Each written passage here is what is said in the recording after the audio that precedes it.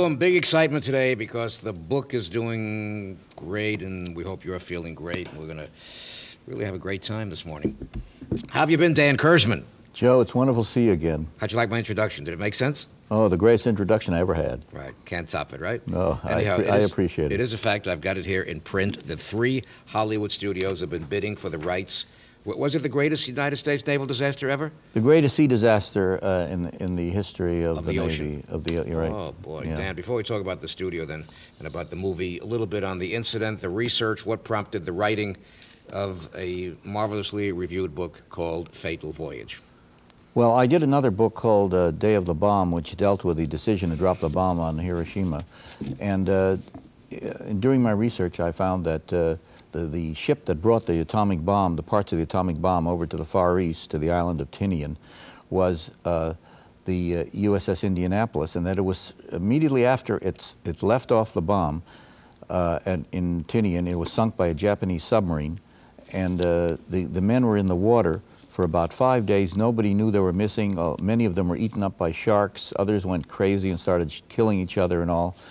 And it was a terribly dramatic story. By pure chance, they were discovered after about 5 days, as I said. And the Navy, this was at the end of the war, and the Navy was so worried about what might happen to their reputation, the fact that nobody even knew the ship was missing for 5 days, that it had to have a scapegoat, and it picked on Captain McVeigh, who happened to be one of their survivors, and it court-martialed him for losing his ship, saying that he hadn't zigzagged when he was supposed to and so forth, and that therefore made it an easy target.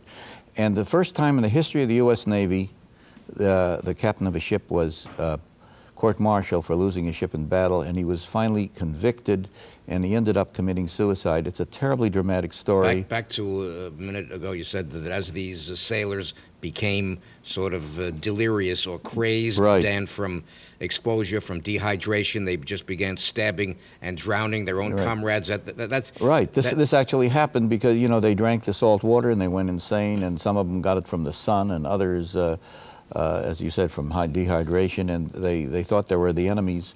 They thought that their comrades were the enemies. They started killing each other in the water. In the end, 316 out of about 1,200 members of the crew finally survived. But even today, most of them are still not in 100% condition. And it's a story that's really unique in history and in the annals of disaster. How come, I mean, so far as government cover-ups, there's no answer, but the effects of... I'm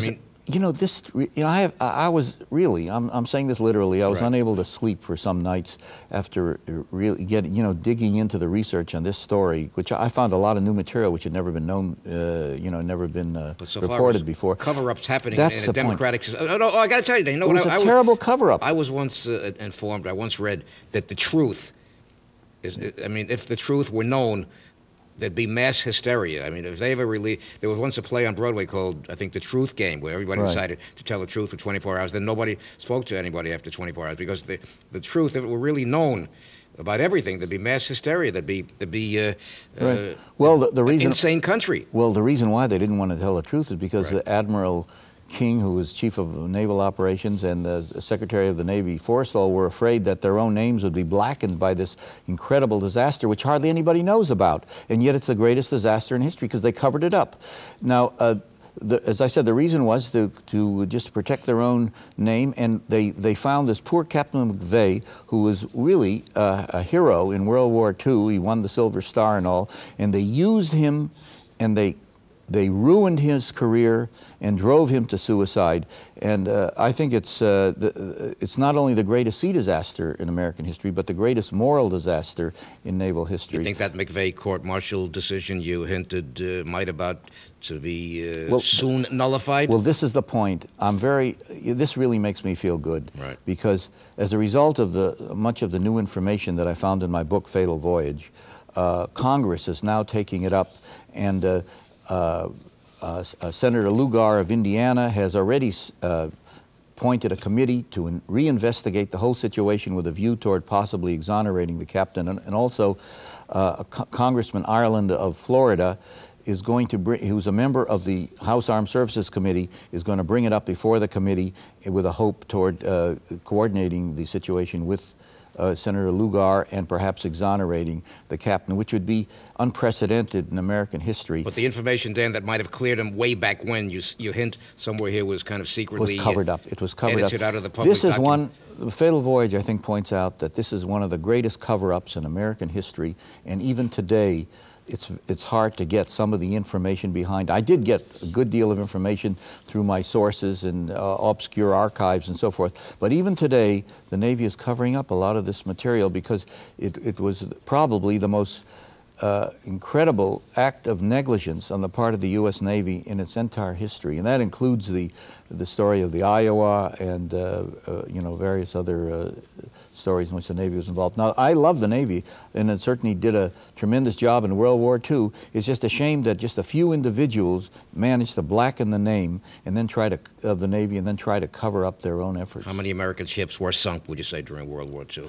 There were about 700 ships that were sunk in World War II, and not a single captain of any of those ships was court-martialed. They only picked on this one captain because this was the one incident which could really hurt the individuals in power. And I think this is more than the story of a Navy. It's a story of how people in any bureaucracy can, through cover-up, really blacken the name of their organization and of their country. It is a gripping book, if I can think of a good word. It paints a horrible scene. It's called Fatal Voyage. You might know this man's face from his many, many years as a NBC correspondent and Washington Post award winner, every kind of journalism award known to man and woman. His name is Dan Kurzman. And Dan, now the big news about the movie, who's going to make it, who's going to direct it, and if I'm not available, who? Right. Well, you know, there were 3 studios who were interested in doing this this book: Walt Disney, Universal, and Orion. And Orion was particularly interested because Jonathan Demme, one of their directors, really wanted this book. He called me up one day and he said, "Dan," he said, "I read that book, and I feel that I've got to do this movie." So we gave it to Jonathan Demme, who, of course, is the director of the Silence of the Lambs, which is today, you know, one of the biggest box office hits, and he's a great director, and he's got a scriptwriter doing the screenplay. Doing the screenplay. You think you'll be consulted, I hope? Who is really, well, I'll tell you, he is really terrific. Right. And I think that... I think Jonathan Demme, if he's as passionate about the subject as you are, Dan, is going to be... Well, John Sayles is the, you know, he won the MacArthur Genius Award, so he's really a magnificent writer, and he's doing it. So between Demme and Sayles, I don't see how it could miss. Stay with me till you meet a couple of geniuses. I'm chatting here with a real genius of a writer. I was pointing out to Dan that out of about 50,000 writers in this country, only 300 make their living writing books. The others have to either have their wife work for them or drive a cab or whatever to support themselves. And this is one of the 300 writers who makes a living writing books. And I think I'll get my wife to drive a cab. Right. And she'll be hailed by millions. They've been hailed by millions right now, ladies and gentlemen. And if there's anything that I would like right now, and Arsenio Hall, who watches every night, if you're lucky, you're going to be able to get them because they are great. They're known as the Dell Vikings, and they have made all kinds of history, and they have influenced many, many, many groups all over the world. And I'll say it again, this is a privilege, a thrill to present a group that has sold, they tell me, over 50 million records. After today, they're going to sell at least 10 million more, right? The Dell Vikings and this sequence known as Rock and Roll Remembered. Have a good memory.